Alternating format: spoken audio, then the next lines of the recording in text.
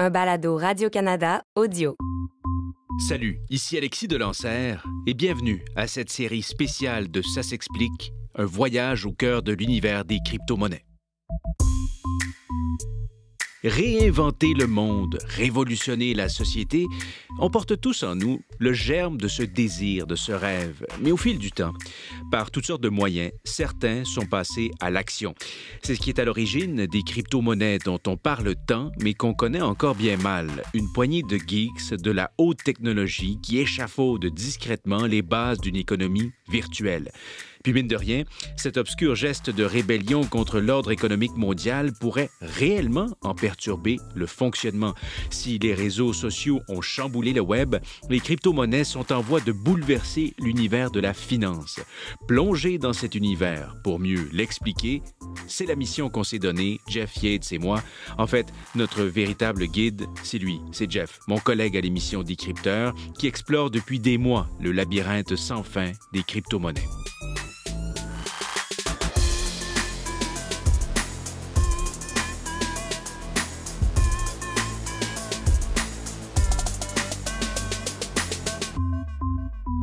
Jeff, salut. Salut Alexis.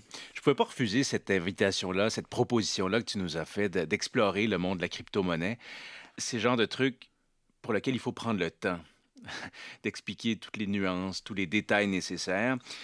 Et puis je sais que toi, on s'en est souvent parlé à travers notre travail au Décrypteur. Tu fouilles, tu explores cet univers-là depuis longtemps. Depuis quand puis pourquoi tu t'intéresses à ça? Bien, c'est sûr que je suis de loin l'évolution des crypto-monnaies depuis quelques années, mais je me suis jamais vraiment penché là-dessus de manière sérieuse. C'est un hasard total que je me concentre sur le monde des crypto-monnaies.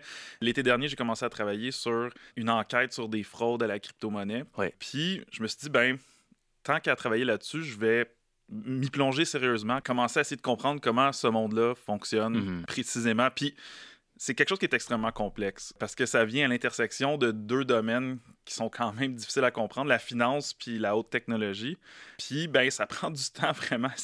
Réussir à démêler tout ça, là, ça prend beaucoup de temps, beaucoup de lecture. Puis, je me suis plongé là-dedans vraiment à fond. Je suis quasiment obsédé par le monde de la crypto dernièrement. Je veux juste préciser, j'ai aucun investissement en crypto-monnaie, j'en dispose pas. Là n'est pas mon intérêt. Mon intérêt, c'est vraiment de comprendre ce monde-là parce que c'est une technologie qui a quand même le potentiel de changer beaucoup de choses dans le monde. Il faut s'y intéresser tant qu'à moi.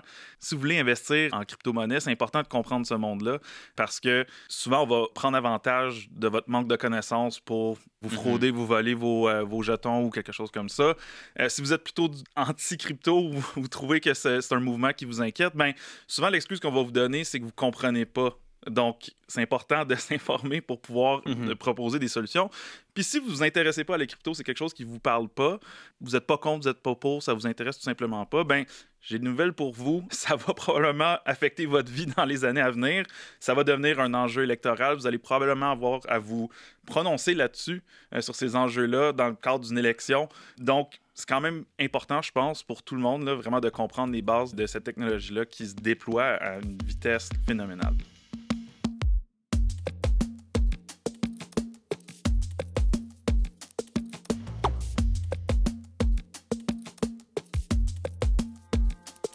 Quand je dis que ça a le potentiel de changer le monde, là, c'est pas nécessairement que je crois que c'est inévitable que les crypto-monnaies deviennent la monnaie d'usage de la planète entière, mais l'histoire des 2 premières décennies du 21e siècle, l'histoire de gens avec des bonnes compétences informatiques qui ont créé des systèmes qui ont complètement bouleversé nos sociétés. On peut penser à des plateformes comme Facebook, comme Google.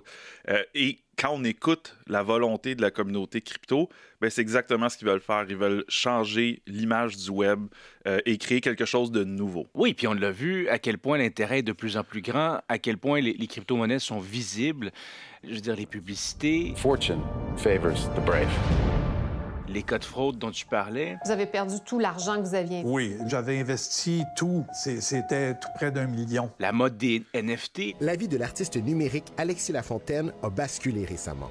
Ses œuvres virtuelles se sont vendues en ligne pour plus de 600 000 $. L'explosion des prix des crypto-monnaies, tout laisse croire que c'est en train de devenir mainstream. On a tout simplement regardé les publicités qui ont été diffusées pendant le Super Bowl cette année. But if you want to make history, You gotta call your own shots. Plusieurs publicités à propos de la crypto. Il y a de plus en plus des stades de sport professionnel qui arborent les couleurs de compagnies de crypto. Dernièrement, énormément de lobbying, surtout aux États-Unis, de la part de compagnies de crypto pour essayer d'influencer les politiciens à encadrer la crypto à leur façon. On ne peut plus y échapper, qu'on soit pour ou qu'on soit contre. C'est rendu un enjeu de société, un enjeu qui est quand même assez polarisant. Je pense que c'est important de bien le comprendre. Et puis, Jeff, c'est sûr, on le sent, on l'entend autour de nous. Les questions que les gens se posent en ce moment portent sur le comment. Ça, on y reviendra dans un prochain épisode. Il faut prendre le temps de bien l'expliquer. Mais avant ça, on va replonger dans le temps.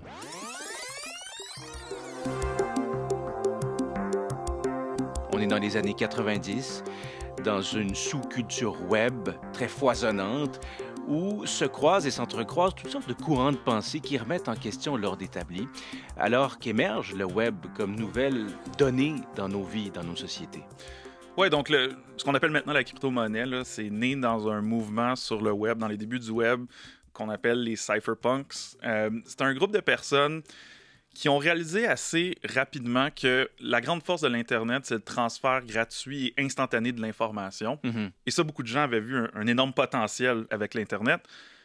Les cypherpunks ont quand même été visionnaires, je dirais, de réaliser que avec le transfert rapide et gratuit de l'information, viendrait une plus grande possibilité pour les gouvernements de surveiller les citoyens. Donc, le plus qu'on met de l'information sur Internet, ça devient facile pour les gouvernements d'accumuler ces données-là. Et il faut préciser, là, on est dans les années 90 et même un peu avant, on est loin du Facebook où tout le monde met leurs photos, leurs vrais noms sur le web. À l'époque, beaucoup de gens utilisaient des pseudos sur Internet. On ne mettait pas nos informations personnelles. Ces gens-là ont quand même vu ça venir, de dire qu'il y a un danger pour la vie privée. Il faut trouver des moyens d'y échapper. Eux, ce qui les intéressait, c'est le principe de la cryptographie. Donc, c'est quoi, c'est la cryptographie? Comment le résumer? La cryptographie, ça existe depuis longtemps. Même les Romains utilisaient différentes manières de coder des messages que seulement la personne qui le reçoit est capable de décoder son sens. Avec l'émergence des technologies de l'information, il y a eu des méthodes de plus en plus sophistiquées de cryptographie pour pouvoir vraiment créer des messages dont seule la personne qui détient la clé peut le lire. Même le gouvernement ne peut pas aller lire le message s'il ne détient pas ta clé personnelle. Donc, il y avait là un potentiel de pouvoir échapper à la surveillance gouvernementale avec ces technologies-là de cryptographie. Et il y a une communauté qui s'est bâtie autour de ça. Et rapidement, ils ont réalisé que c'est bien de pouvoir envoyer des messages chiffrés à ses amis ou à ses contacts, mais ça serait encore mieux de pouvoir envoyer des paiements de façon cryptographique, donc de pouvoir envoyer de l'argent à quelqu'un, effectuer des achats sans que le gouvernement, que les institutions puissent accumuler ces données-là. Parce que ils ont réalisé que en ayant accès aux données de transaction de quelqu'un, on peut savoir tout sur sa vie. Si on examine, par exemple, tes dépenses sur ta carte de crédit ou sur ton compte de banque, on peut connaître tout plein de choses à ton sujet, ton état de santé, même tes orientations politiques, ton style de vie, ton salaire, on peut savoir beaucoup de choses. Donc, c'est un livre ouvert, en fait. Exactement. Donc, eux autres, ils voyaient venir que de plus en plus de transactions auraient lieu sur le web, puis que ça serait bien de créer une façon de transiger de façon cachée. Et ces gens-là, en quelque part, en tout cas une partie d'entre eux, c'était pas, Jeff, des personnes qui avaient ou qui nourrissaient une méfiance assez grande envers le système capitaliste ou les institutions bancaires aussi. Il n'y avait pas un peu de ça dans l'émergence des crypto-monnaies? Oui, bien absolument. Donc, dans ces mouvements-là, il y avait une très grande méfiance de toute forme de pouvoir gouvernemental.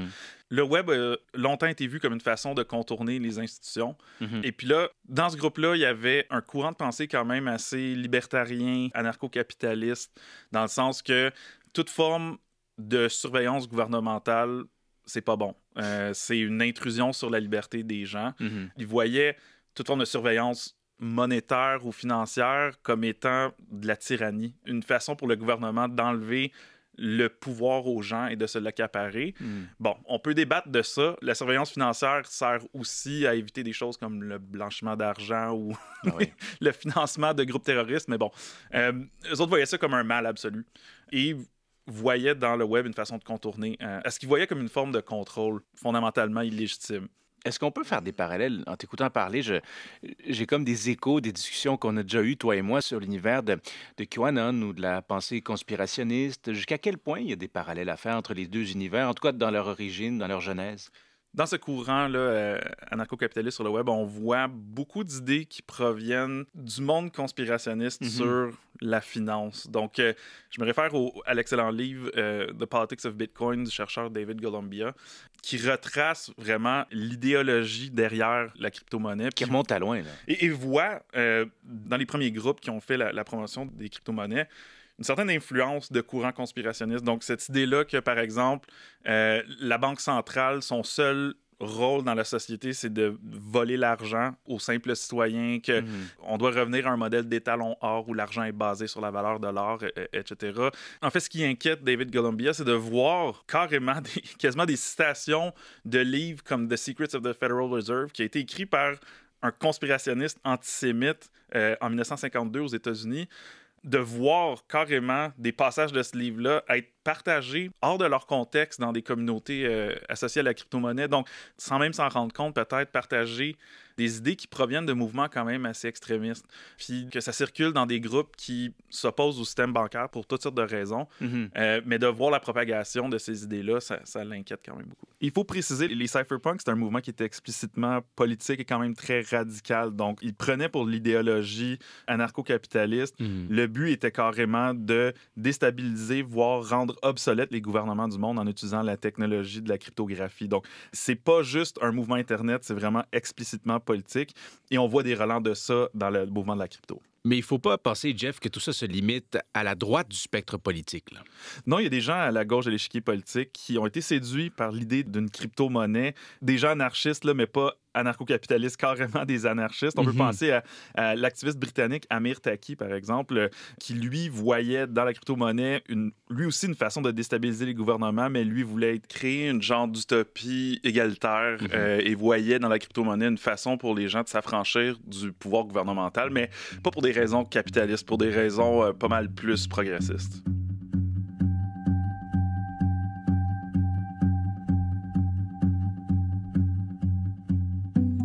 First, Bear Stearns, now Lehman Brothers and Merrill Lynch. Les marchés sont ébranlés depuis déjà plusieurs semaines dans le secteur financier. Les titres financiers qui sont en baisse. La panique s'est répandue sur les marchés mondiaux et la bourse de Toronto n'a pas échappé à la déferlante. Là, Jeff, on fait dans notre exploration des crypto-monnaies de leurs origines un saut dans le temps.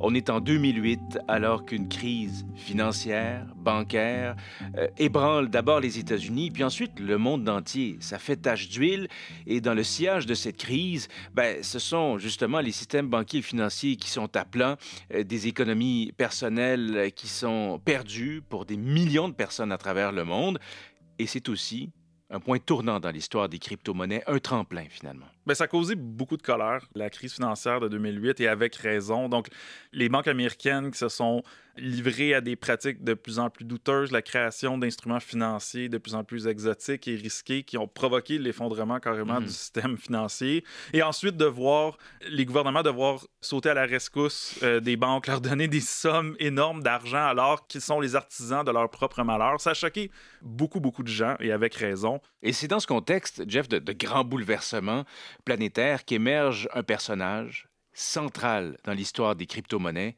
Satoshi Nakamoto. C'est son pseudonyme. C'est un personnage qui sort un peu de nulle part dans le monde des cypherpunks. Il publie un papier, un white paper qui a des allures académiques, un document de 9 pages où il dit « J'ai résolu l'énigme ». Donc, ce sur quoi vous travaillez depuis des années, un système de paiement qui ne repose aucunement sur le système bancaire, où on n'a pas besoin de faire confiance à personne, j'ai trouvé une façon de le faire. Une formule, en quelque sorte. Un procédé, disons, une proposition assez solide de comment est-ce qu'on peut créer ce système financier parallèle-là. On ne sait pas grand-chose sur Satoshi Nakamoto.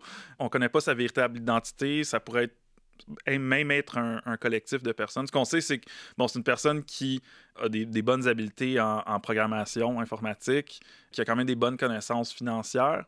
C'est quelqu'un qui a l'anglais comme langue maternelle, fort probablement. Donc, le nom japonais, ça veut pas dire qu'il est japonais. Ça ne cadre pas. Il affirmait vivre au Japon, être un homme dans la trentaine qui habitait au Japon. Ça se peut. Son écriture semble être très académique et son orthographe des mots en anglais semble indiquer qu'il vient potentiellement de l'Angleterre ou du Royaume-Uni.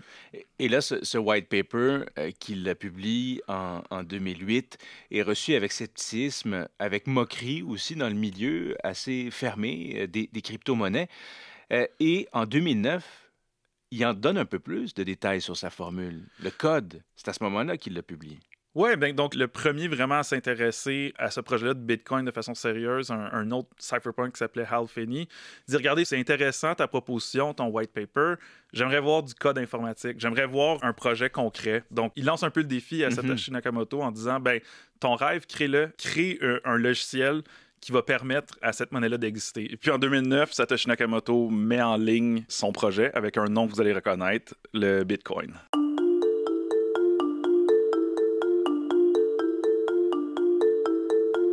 Donc, lentement, dans ces cercles-là, le projet commence à susciter de l'intérêt. Il y a des gens qui commencent à utiliser le Bitcoin sans... Je trouve que c'est un projet qui est quand même intéressant, mais pour le moment, ça n'a vraiment pas d'utilité financière.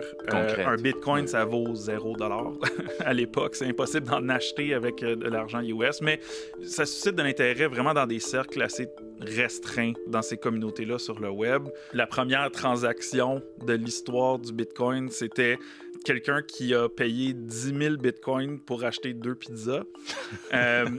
Juste pour vous donner une idée, là, 10 000 bitcoins aujourd'hui, à 40 000 $ le bitcoin, ces pizzas-là étaient quand même assez dispendieuses. Ça fait cher la pointe, ça. Exactement. Donc, on voit que ça commence à susciter de l'intérêt, mais c'est vraiment, vraiment restreint comme intérêt. Là. C'est vraiment juste des, comme on appelle des geeks là, qui s'intéressent à ce projet-là. Mais au fil du temps, au fil des années, il y a du monde qui commence à utiliser ça et à prendre ça extrêmement au sérieux.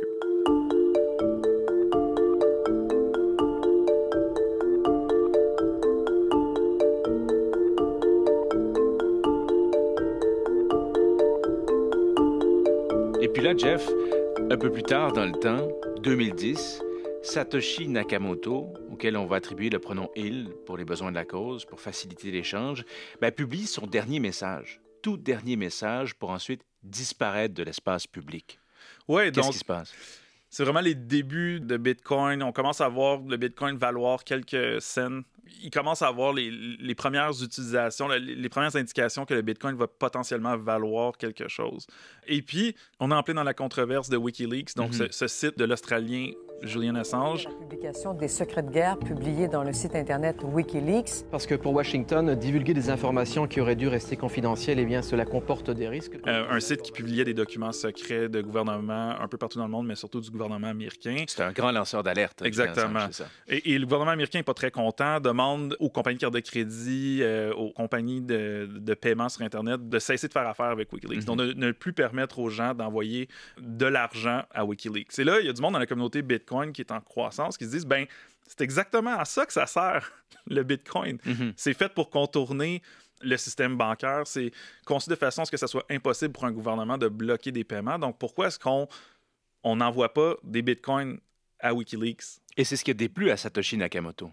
Satoshi Nakamoto, dans un de ses derniers messages publics, dit, écoutez, faites pas ça. On est encore en phase bêta, on est un petit projet et si on s'associe à Wikileaks comme ça, on va attirer trop d'attention du gouvernement. On n'a pas encore les reins assez solides pour encaisser les attaques d'un gouvernement aussi puissant que les États-Unis. Donc, ne faites pas ça, ce n'est vraiment pas une bonne idée. Puis avant de disparaître comme ça de l'espace public, si je comprends bien, Jeff, Satoshi Nakamoto a quand même eu le temps de récolter quelques bitcoins qu'il aurait en sa possession, une somme colossale. Oui, donc Satoshi Nakamoto là, contrôle 1,1 million de bitcoins à un prix ou au moment où on se parle de 40 000 $ US. On parle d'une fortune potentielle de 40 milliards de dollars US qui en ferait une des personnes les plus riches au monde, mais il ne les a jamais dépensés. Donc, il n'a jamais dépensé un seul bitcoin. Et ces bitcoins-là, depuis la disparition de Satoshi Nakamoto en 2010, ils n'ont pas bougé. Il y a énormément de gens qui surveillent ses portefeuilles pour voir si son argent va bouger. Il n'a pas touché à cette fortune-là. Donc, c'est à se demander un peu, il y a toutes sortes de théories sur pourquoi il est disparu. le fait qu'il soit disparu aussi subitement, qu'il ait abandonné son projet chouchou comme ça, qu'il ait pas touché à sa fortune quand même assez substantielle. Comment tu l'interprètes, ça? Disons que avec la teneur de son dernier message où il s'inquiétait de déplaire au gouvernement américain, il y a peut-être anguille sous roche là, disons. Donc, Jeff, le mystère demeure entier entourant l'identité réelle de Satoshi Nakamoto, mais néanmoins, on en sait quand même un peu là, sur ses croyances profondes, sur la philosophie, la pensée qui l'anime. Oui, on voit que sa pensée économique est quand même teintée de ces idées un peu marginales-là sur le rôle des banques. Et ça fait partie prenante du projet de Bitcoin. C'est dans le code informatique de Bitcoin. Donc, par exemple, il y a un nombre maximal de Bitcoin qui vont exister, 21 millions. Dans 2140, il va y avoir le dernier Bitcoin qui va être créé.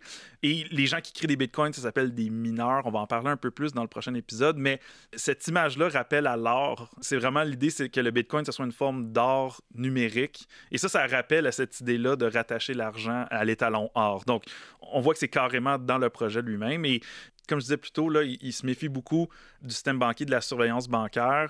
Donc, Bitcoin, selon lui, doit servir à pouvoir échapper à toute forme de surveillance, à échapper à toute forme de contrôle sur les paiements. Donc, qu'aucun gouvernement au monde puisse empêcher le transfert d'argent avec le Bitcoin.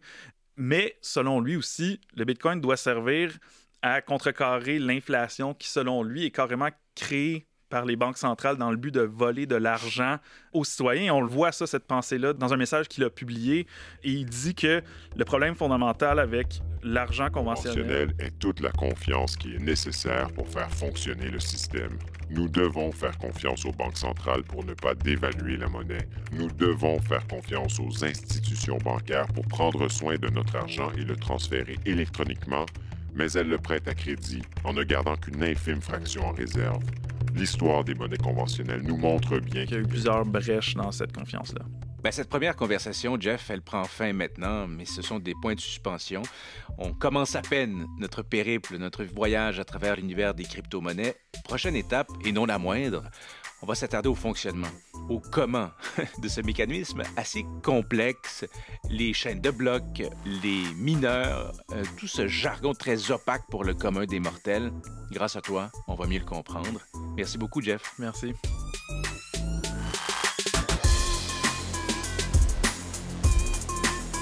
Et un petit mot en terminant pour vous dire que les 6 épisodes de cette série spéciale sur les crypto-monnaies sont immédiatement disponibles sur la plateforme audio d'ici première. Et si vous êtes moins familier avec Ça s'explique, sachez que notre balado s'attarde quotidiennement à l'actualité dans toutes ses dimensions. Du lundi au vendredi, un sujet, un invité et une vingtaine de minutes pour en parler. Tous nos épisodes sont disponibles sur toutes les grandes plateformes. Cette série spéciale est réalisée par Guillaume Côté-Légaré, à la technique Steve Côté. Quant à moi, je m'appelle Alexis Delancer et je vous dis à bientôt. Allez, salut! Écoutez les meilleurs balados sur l'application Radio-Canada Audio.